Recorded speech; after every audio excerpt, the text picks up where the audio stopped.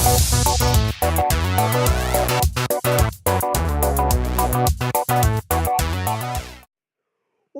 up, guys? It's Geo, and welcome to GeoTux Meta, where every once in a while, when the opportunity presents itself, I talk about the metagame things with the Smogon birds.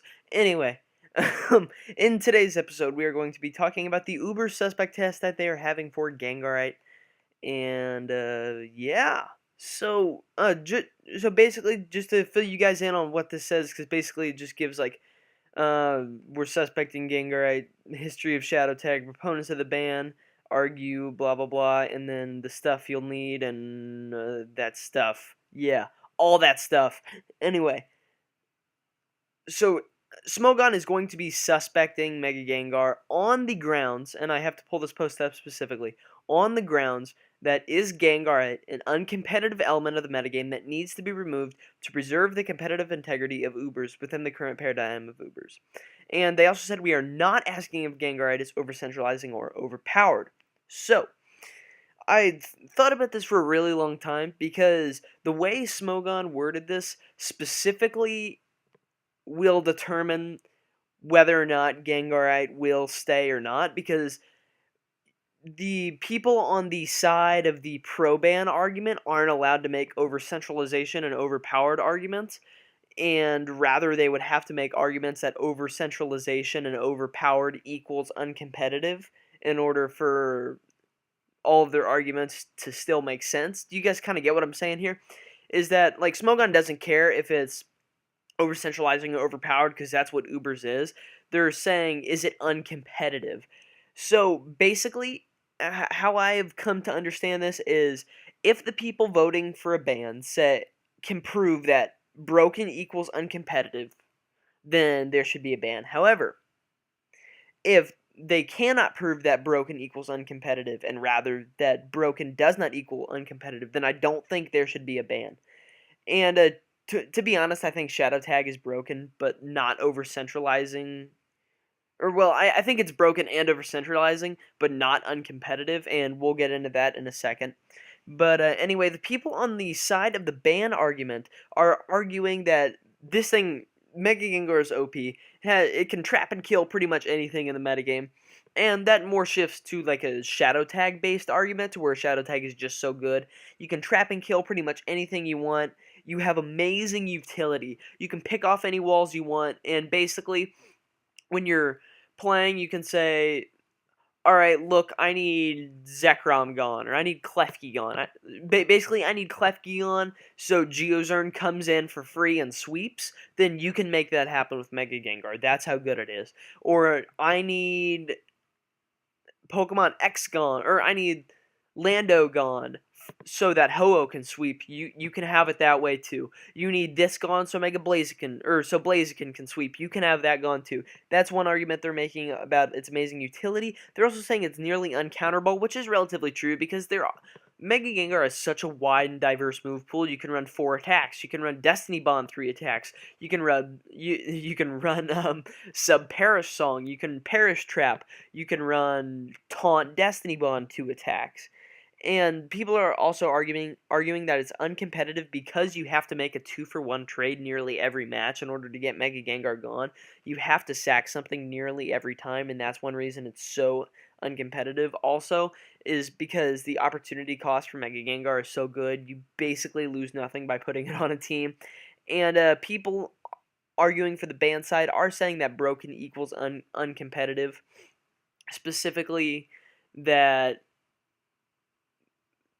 it doesn't require, or it takes away the skill factor if you're playing against Shadow Tag, specifically Mega Gengar, and so that's why it would be uncompetitive, because we're gonna find somewhere here on the thread what the official definition of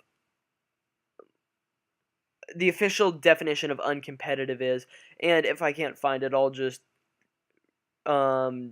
try to tell you guys what the definition actually is that Smogon boiled it down to make it easier for suspect tests and stuff. But anyway, and also they're saying Shadow Tag is a potential win by team preview, because if you have Shadow Tag and 2 Mons, that need the same wall gone to sweep, then it's basically game over because you don't have any control over whether that wall gets trapped or not. But anyway, looking at the people on the side of the no ban argument, which is personally what I am on, the people on the no ban side are saying Gengar and Mega Gengar and Shadow Tag are competitive, but they are also extremely broken and kind of over centralizing.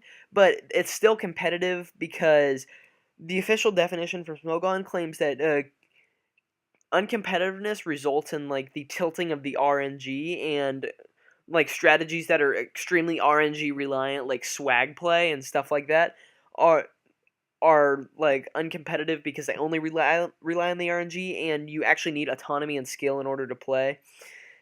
And and so basically, the people on the no ban side of the argument are saying, look, yes, this is competitive because it forces you to play with more skill and improve your team building skills in order to adequately deal with this stuff. Essentially, like you need to prepare for S tier threats like Mega Gengar because you need to prepare for Palkia, you need to prepare for Kyogre, and you need to prepare for Xerneas. Like, if you don't prepare for them, you will obviously get swept. But does that mean they're uncompetitive? No. Like, you have to still prepare for Shadow Tag. They're also saying that, look, competitive doesn't equal broken for the reasons that I stated before, and also that Mega Gengar can be trapped by stuff like Pursuit Trapping, by stuff by Pursuit Trapping, but things like Scissor, and Aegislash, and Tyranitar, and people on the other side of the argument, in response to that, say, oh, well, it could carry HP Fire, it could carry Focus Blast. Well, that also forces it into a selective 4 move slot syndrome, where you can still potentially like Pursuit Trap it because it can't cover everything. And additionally, people are also saying Ubers is over centralized as it is. Just completely scratch off all the over centralization arguments because it's not really worth counting any over centralization arguments, um, because like Ubers is already over centralized as it is around stuff like Kyogre and Xerneas. Additionally, people on the ban side or no ban side of the argument are saying Shadow Tag forces the increase in skill level through things like 50-50s, specifically on things like in one scenario was given in the thread when I was reading it of Mega Gengar versus E-Killer. There's a couple different ways this could go down. So if Mega Gengar Destiny bonds and Arceus knocks it out, then that's one possible situation you force to where both go down.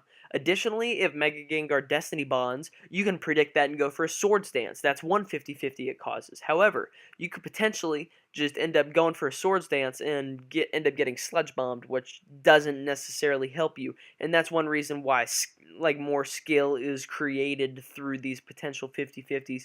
And here's the example I'm talking about. It just additionally, Mega Gengar often is forced into 50-50s. This means that against the Pokemon like E-Killer, Mega Gengar must successfully choose between Taunt and Destiny Bond, and in some cases attacking. Assuming Mega Gengar has already Mega Evolved, both mods are at full HP and healthy. There are a number of possibilities. 1. E-Killer uses Earthquake, Mega Gengar uses Taunt, Mega Gengar loses. 2. E-Killer uses Earthquake, Mega Gengar uses Destiny Bond, 1-for-1 trade. 3. E-Killer uses Swords Dance, Mega Gengar uses Taunt. E-Killer loses a turn and is forced to attack the next turn, either resulting in a 1-for-1 trade or Mega Gengar may choose to switch out.